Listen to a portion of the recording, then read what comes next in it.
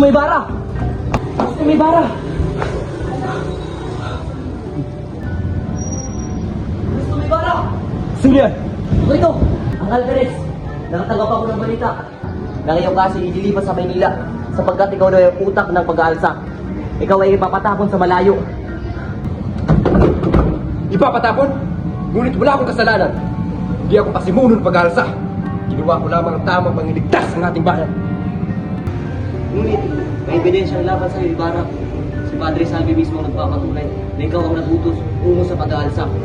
At ang masaklap pa, ang iyong iniirog na sa Maria Clara, ikakasal na. Hindi ako papayag. Hindi ko alis ng bayan ito nang hindi ko nakikita si Maria Clara. At lalong-lalo nang hindi ako mamamatay. Nang hindi na ibabalik ang karangalan ng aking ama. At may paggiganti ng mga kasawian. Gagamitin nilang batas upang sirain at ipitan ang buhay ko. Kung wala ng katarungan, kung pag-ibig ko ay pagkatait, sisirain nila at dudurugin ang pangarap ko sa bahay ito. Kung ganun, wala na akong matitirahan sa lipunan niyo. Kailangan kumilos. Hindi ako makukulong. Walang kalaban-laban. Lalong-lalo na hindi ako mamamatay bilang isang bihag at itatapon na kriminal. Tatakas ako.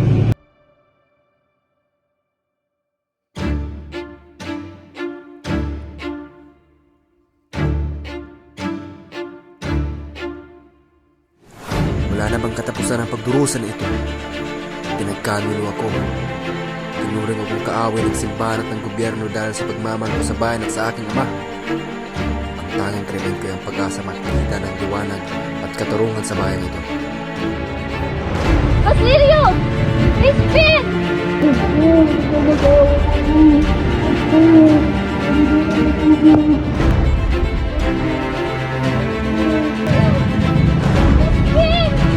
Ang anak! Hindi ka dapat gawan. Ang dahil sa ginawa mo, mapaparusahan ka. Bubugin yan.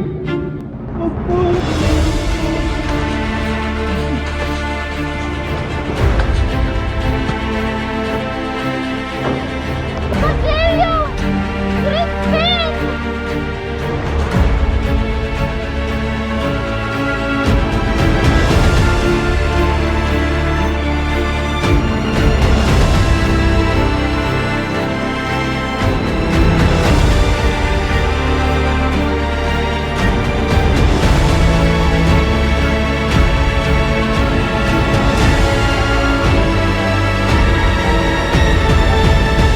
Sa mga masalimutan nangyari sa nakaraan, maraming buhay ang lumisan dahil sa walang kwentang pamahalaan. Ang gusto ko lang naman ay mas lusyonan ang paghihirap ng bayan. Bakit ang hirap intindihin na bawat isa sa atin ay may karapatan? Karapatang maging malaya, ang mabuhay sa ating bansa, ngunit bakit tila ay pinagkakait nila? Ibarra, makinig ka, Ibarra. Naisipan kong doon muna kayong magtago sa bahay ng kaibigan ko sa Mandaluyong. Dadaling ko lahat na yun sa lapi. Nailigtas ko yun sa sunog at naibaon sa paanan ng puno ng balite. Sa puntod ng iyong lolo, isanin ninyo ang bayan, Ibarra. Kung ganun, sumama ka sa akin ang mabansa. Turingan tayo bilang magkapatid. Maring tama ka, Ibarra, upang mabuhay kayo ng tahimik sa nalalabing ninyong araw. May mga kaibigan kayo sa Espanya. Mayaman kayo, makakahingi kayo ng tawad. Kung sa bagay, mas mabuting manirahan sa ibang bansa kaysa dito sa atin.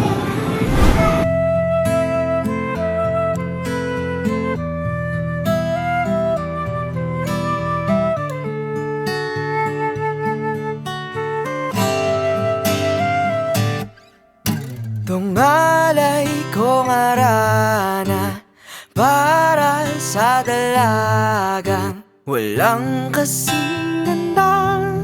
Amoy roses ang alimoy ang Maria, naisin ng dahil sa sanang ipalam sa'yo na ako ililisan na. Paalam aking iniwan. Ibarra!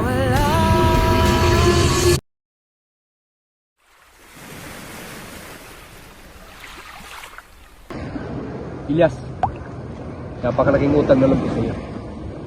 Kung hindi dahil sa'yo, Huwag na kayo magsalita, Ginong Ibarra. Kailangan na nating makalayo ng madaling panahon. Malapit na tayo sa Mandaluyong. Pagdating natin doon, tutuloy ko ng bansa. Sa Europa, doon ko sisimulan ang lahat. Gusto ko makalimutan lahat ng sakit. Kung lalabas kayo ng bansa, huwag ninyong kalilimutan ang inyong lupang tinubuan. Pangako, Elias, kapag nakabalik ako, ibang-ibara ng iyong makikita. Ginoo, mga Guardia Civil, nasundan nila tayo. Wala tayong oras. Tago ka na sa ilalim ng tulda.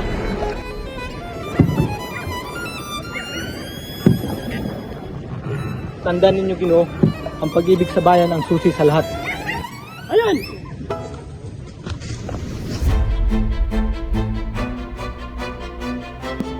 Paalam, Ginong ni Bara. Yes!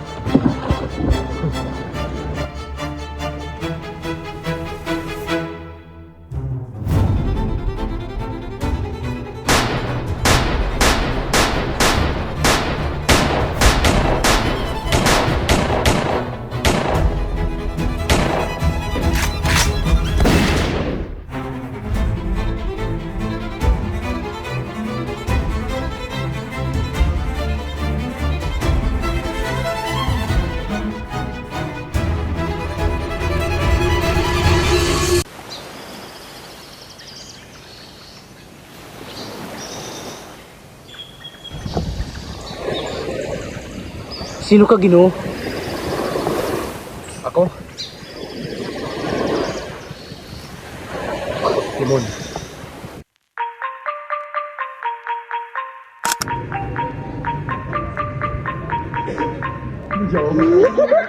Hindi ka dapat kawan! Bakit si kawan? Kabataan ka lang. Sige.